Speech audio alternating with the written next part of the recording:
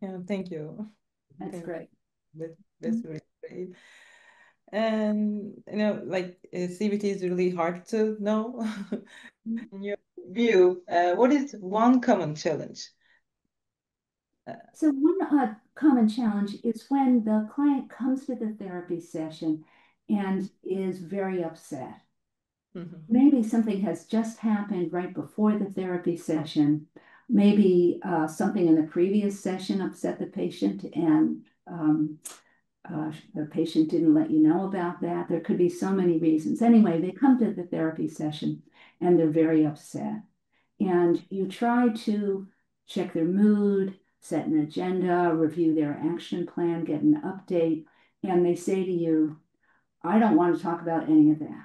In fact, I don't know why I came today. I just don't think therapy is going to help. You can't help me. There's nothing I can do.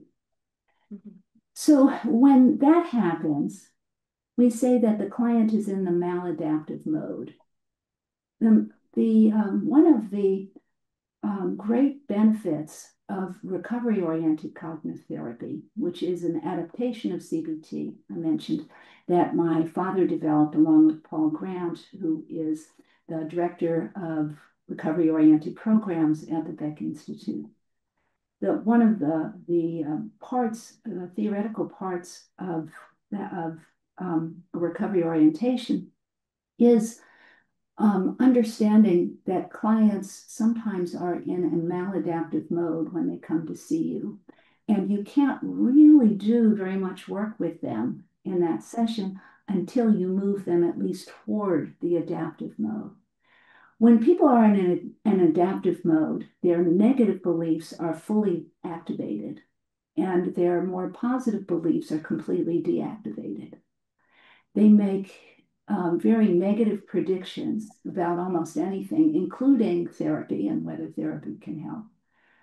And when they have these negative predictions and their negative beliefs are so strongly activated, it makes sense then that they just don't want to engage in the therapy session with you right then. And so you need to be very creative in helping them move into the adaptive mode.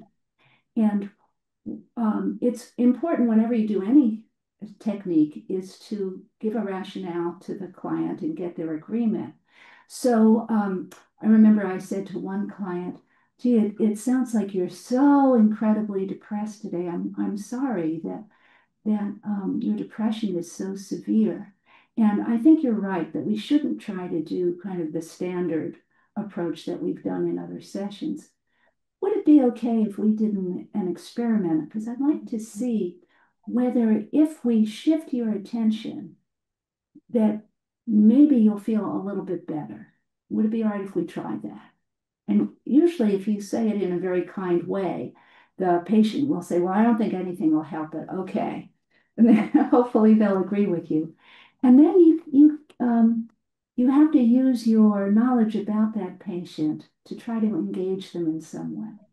So one thing that frequently works, I find, with older adults is if they have a good relationship with their grandchildren, is to ask them what their grandchildren are up to.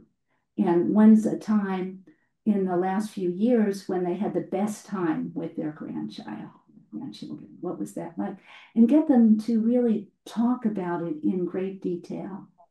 And as they're shifting their attention, you can really begin to see from their face, from their body language, from their tone of voice, that they're starting to feel a little bit better.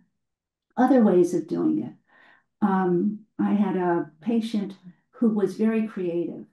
And so I showed her a plastic cup that I had on my desk. Oops, there we go. And said, if we weren't going to use this to put liquid in, what else could we use it for? And she came up with 3 really creative ideas. You can talk to people about their favorite sports team and what was one of the best times they ever had watching a game. There are so many different topics, and your goal here is to help them shift their attention from whatever was bothering them so much when they walked into your office to something else. And if the first topic that you try doesn't work, you can try another one. After you see that the patient has either moved out of the maladaptive mode or is still in it, but to a much lesser degree, then you can ask the patient, how are you feeling now? And if the patient acknowledges, well, I'm feeling a little bit better, then you say, well, how did that happen? And you help the patient understand that as long as they're really consumed with whatever problem they walked in with, they're going to just feel terrible. But they can take some control over their mood and feel at least a little bit better if they change their attention. And then you talk about how they might be able to do that in the coming week, and that becomes part of their action plan. So that's a common challenge that I think we all face from time to time is what do you do with the client who is so upset that you just can't use your standard approach at the beginning of the session? I should say, by the way, that hopefully this doesn't take the entire session. And after you review what they can do for their action plan in terms of changing their mood a little bit, then you might say, so we have we have whatever, 20 minutes left, we have 30 minutes left. Is there one thing that you think could make a difference to you today if we talked about it? And if so, what would that be? So that's my challenge. And perhaps I can answer. Thank you, Dr. Beck. I think that was such a fantastic example of a clinical challenge and how clinicians can overcome that. I feel like that was a mini workshop right there in a couple of minutes. So I think that was fantastic.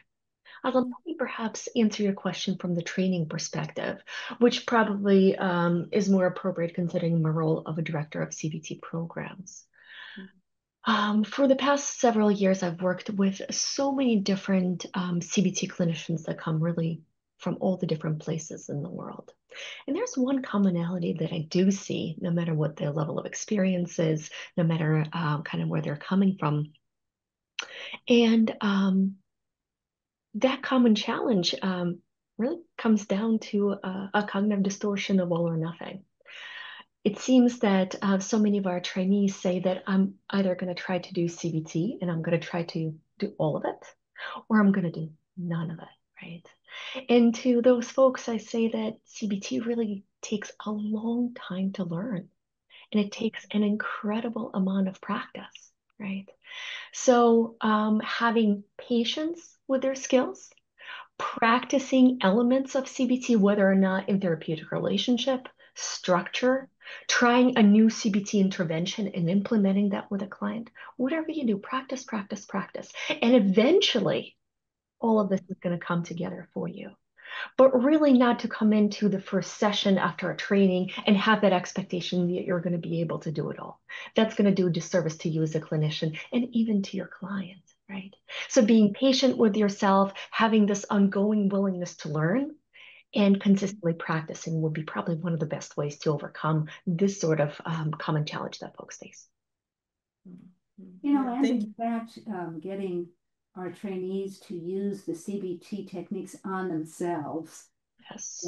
If they get discouraged, if they start to think there's too much to learn, if they start to feel incompetent, I think is very important. And then they can, first of all, they see that the techniques work. And then second, they can use self-disclosure with their patients and say, when I get really discouraged about something, then I pull out a thought record and I find it usually helps.